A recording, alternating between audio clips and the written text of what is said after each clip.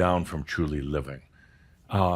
Then, after the wisdomizing that Chambra is going through, now it's a time to understand the physics, which we're talking about, the metaphysics of reality and the illusions of reality.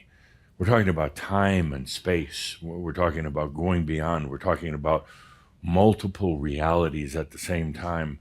We're talking about what it's really like to choose your destiny rather than just have it happen to you. So we're going into this whole part now of really understanding the physics. And they're brilliant. They're pretty simple. You don't have to be a physicist. As a matter of fact, the physics, the metaphysics that we're talking about are more poetic than they are scientific. Science is great. Love science, but science looks at its own self. It observes what it thinks it's observing. We go poetic with our metaphysics, talking about what light is, what energy is, how things coalesce into matter, and then ultimately how not your mind and not even so much your beliefs, but your consciousness will create your reality for you. And that's what we're doing now. A lot of physics, metaphysics of life itself. And then finally, kind of tied in with all of it, we've come to the point now why you're really here. It wasn't just about releasing stuff. We had to do that. But why you're really here is to shine your light, to bench, to be that presence on the planet right now. You knew that the planet was going to need it. You knew that this was the epic time. Now, the planet is not getting to be a worse place than ever. It's really not. Actually, statistically, life for a typical human is better than any time ever, I would say, from about late Atlantis time through now. Now, a lot of people are screaming and say, oh, the planet is going to hell. No, the planet was in hell, and the planet is kind of emerging from it, but still with a lot of traces of hell. There's more consciousness light on the planet right now than there's ever been. Things aren't going to falling apart, but the one thing to keep in mind is the pace is faster than ever. It's not that the planet is going to hell. Actually, life overall is better. And now, not that it was terribly great before, but it's better. There are less wars. There are less hungry humans. There is less disease than ever on the planet. But things are going faster. Keep that in mind, when you have those days when you're feeling mass consciousness, or if you're listening to the news, oh, it's all falling apart now. No, it's actually not. It's just going faster. That gives that sense that, are you losing control? Gives that feeling that you just can't keep up with it, that everything's going to explode. But it's all happening for a reason. And actually, if you really feel into it for a moment, your light is actually exacerbating some of the problems on the planet. Your light is causing more disruption. Your light is actually making it feel like it's going faster, causing more changes. When your light goes out, it's not like putting this like beautiful glistening water or oil on the surface of everything and making good. You're shaking things up right now. Not intentionally, of course, but the light, the consciousness goes out there and touches into places that don't have so much light. I'm not going to call it dark. Places that might even be evil. Your light goes in there and it shakes things up. And then in kind of a corresponding metaphysics, everything continues to go even faster. Your light causes events to happen faster. Time doesn't necessarily change, but it will. It's not time that's going faster, it's the sequence of events that's going faster. Your light is causing that.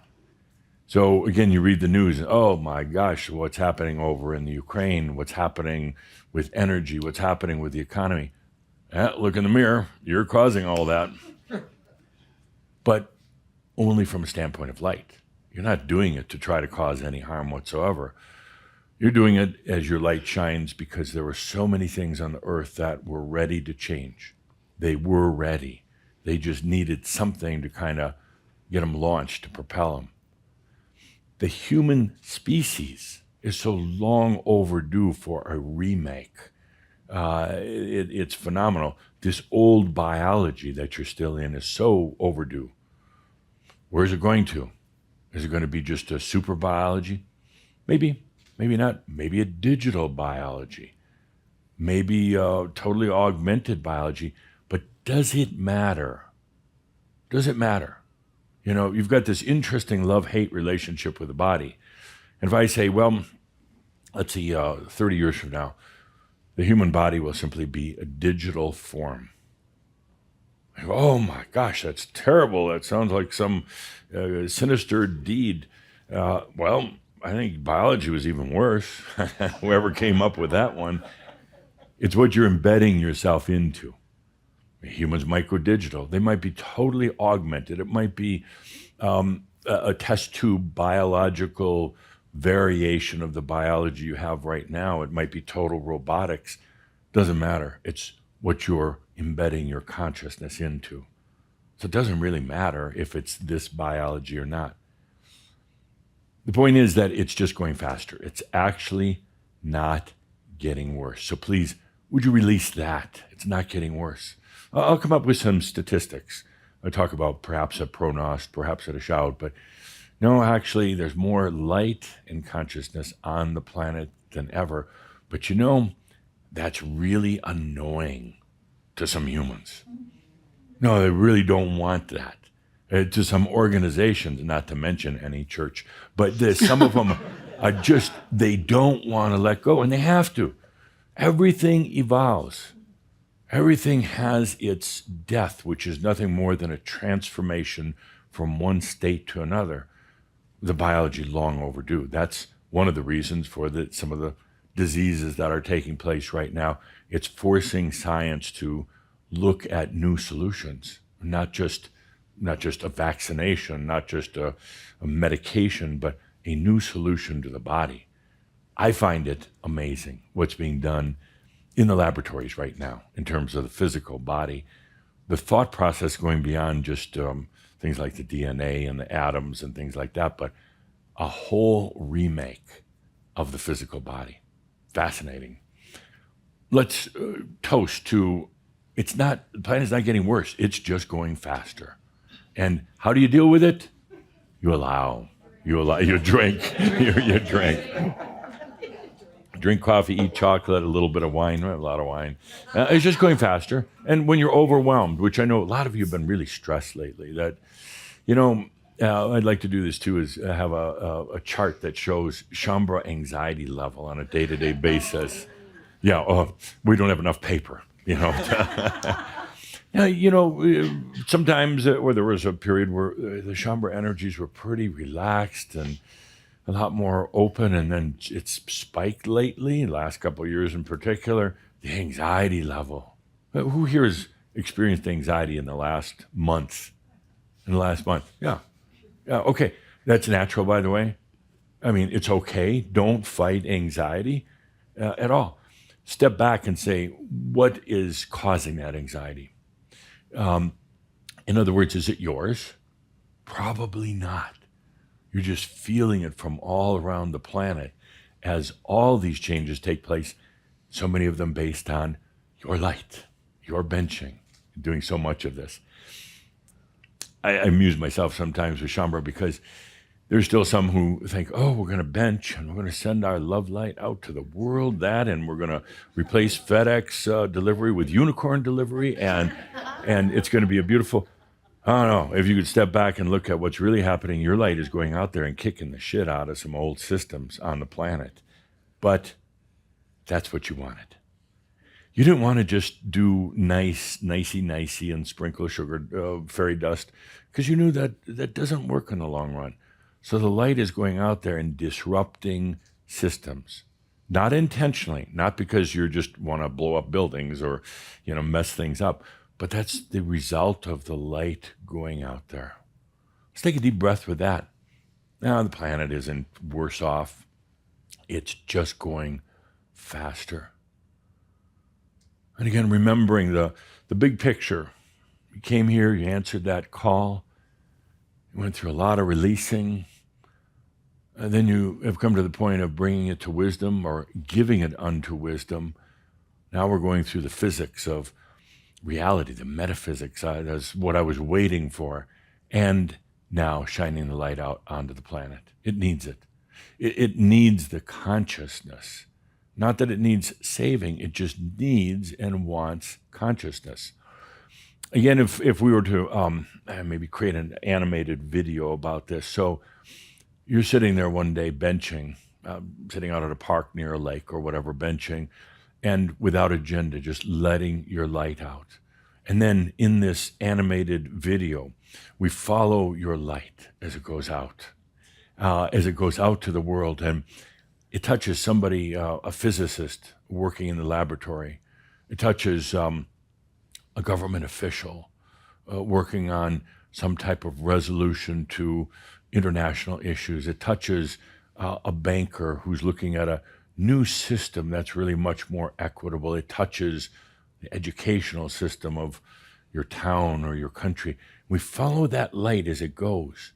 And it's not trying to make you change, or whoever it's touching. It's not trying to force a change, but it simply kind of envelops them in the light. And in that light, they suddenly see a potential they may have never seen before. A doctor working on answers for cancer. Cancer of the body is simply miscommunications of the body's communication network, often caused by things like hate and anger. That's all it is. So this light goes out and we follow it, and then it goes to a group of really crazy, far-out physicists, scientists, the like of Albert Einstein. He used to be considered just really a whack job. And it goes out to this group that's sitting there, and suddenly the light shines amongst this whole group, and one of them says, I don't know where I got this from, but it just occurred to me after all this research, all this work, that energy is just a song. That's all it is. A song, a communication. And the rest looked at him like he's nuts, like he's crazy. But then he does something even unexpected of himself. He starts singing. Energy is just communication. We'll work on that singing skill. Energy, well, we'll work on it. And then suddenly they're so baffled. They've never seen Dr. Lipschitz singing before in the middle of a meeting. They're baffled and they're listening to him singing about energy and communications in a song. And because they're not talking mental, they're kind of aghast at this breakout of singing.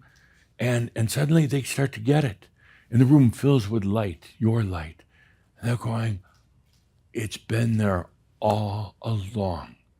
We were so caught up in the mathematics and the science and the righteousness and the convention of science that we never saw it.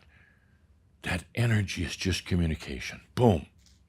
And then the video follows that light coming back to you sitting there on the park bench with a big smile on your face saying, I'm not really sure exactly what that light is doing, but I can feel it's doing something. And then 6 months later, you're reading the newspaper. All right, you're on your smart device checking out the news, and not your conspiracy sites, but real news. And suddenly you see this thing, group of scientists led by Dr. Albert Lipschitz conclude that energy is communications. The world changes, like the world changed when Einstein came out with his theory of relativity. By the way, it wasn't a theory of absolute. It wasn't a theory of absolute. Einstein simply said it's relative. It's all relative to what? The theory of relativity. You ever wonder why it was called that? You thought it was about your relatives? No. The theory of relativity. Why was it called that? It was relative. Einstein said, and it's not really been published or focused on a lot, that it all depends on the observer. That's why it's relative. And it can change. And it can change that and some good light, and it will change. Oh, my, I get a little off course here. Let's